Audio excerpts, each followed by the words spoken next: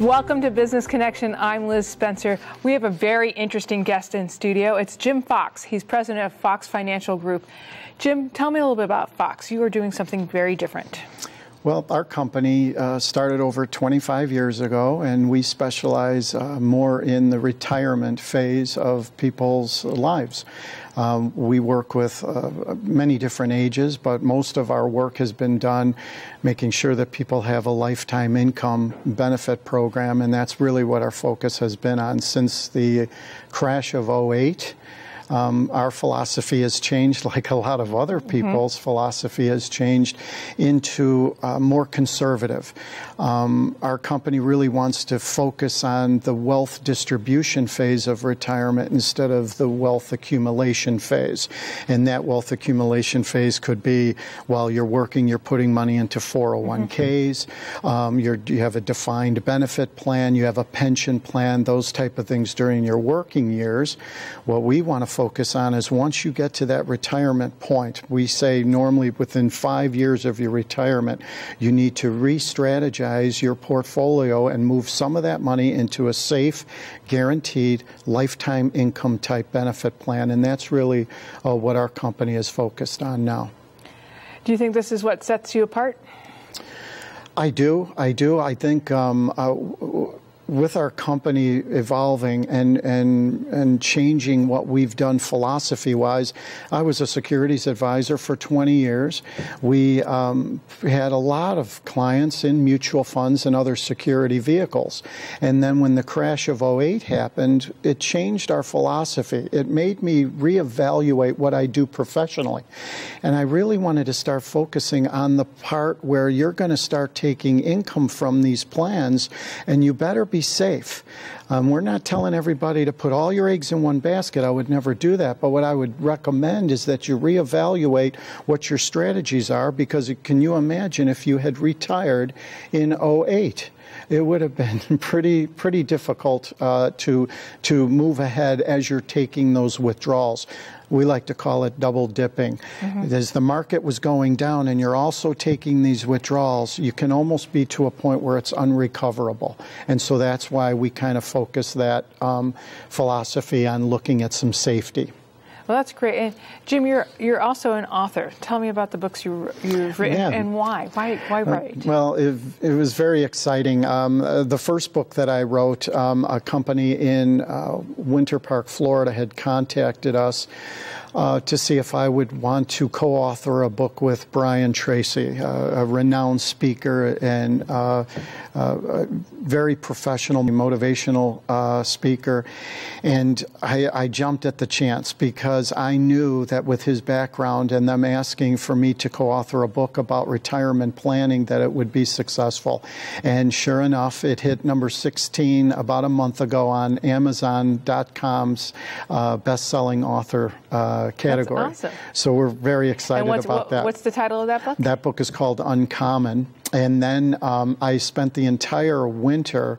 I've always wanted to write a book about retirement planning because I wanted to educate people on retirement. It's a very serious subject, and it's such a vague subject.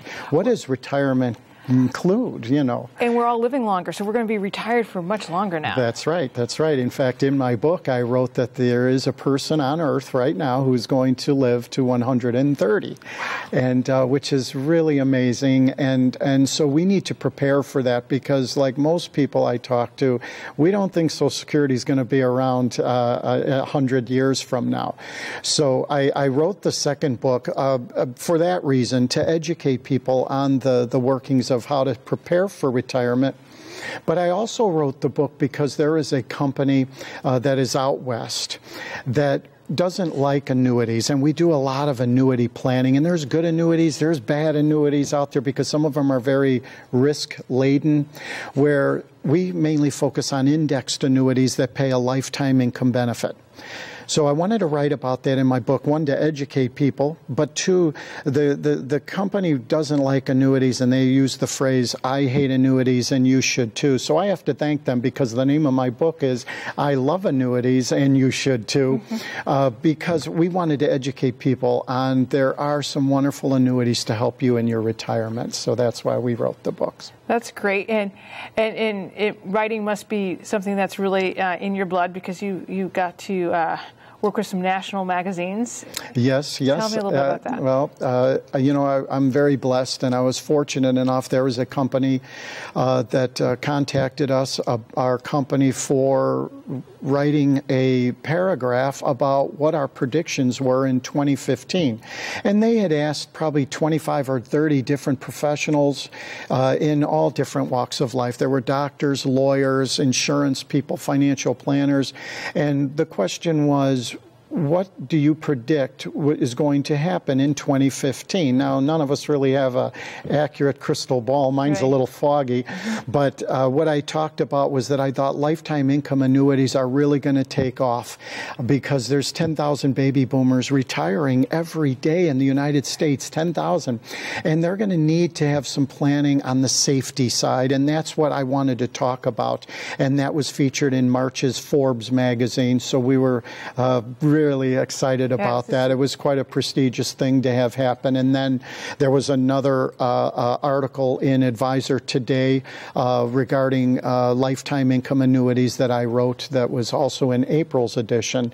And there were others. We've been in many magazines, so it's been an exciting year for us, to say the least. That's awesome. And you did something that surprised you, that you didn't know about, and you became you joined Angie's List, and then things happened. So tell me a little bit about that. Yes, it was very surprising. A friend of mine told me about Angie's List, and did you ever consider putting your company on Angie's List? And I thought that was pretty interesting, because of the fact that I always thought Angie's List was for electricians and plumbers and roofers. And so I contacted Angie's, and I started researching it a little bit, and I decided, you know, maybe that's something we should consider in part of our marketing. And to my total surprise, it has worked out wonderfully. We've helped dozens and dozens of people through Angie's List, and I was fortunate enough, through all the reviews that our company had received, that we had won the prestigious Super Service Award, which our company was the only one in the Chicago area in the retirement planning category to win that award. And so my wife and I went down to Indianapolis, and we met Angie Hicks and had lunch with her, and I received my award. And through her team of advisors, they contacted our company a couple of weeks after that and asked if I would like to be part of a national program, a campaign to go and talk to other financial planning and retirement planning industries about the workings of Angie's List. And it's just been a wonderful relationship. Well, that's super. I would not have known that either. So, Jim, thanks for stopping by and joining me on Business Connection. We wish you a lot of luck. It's nice to know about you and learn a little bit more about what we should be thinking about when retirement comes. Thank you, Liz. It's been an honor to be here. Thank you. Thank you. Okay. We'll be right back with more Business Connection. Stay tuned.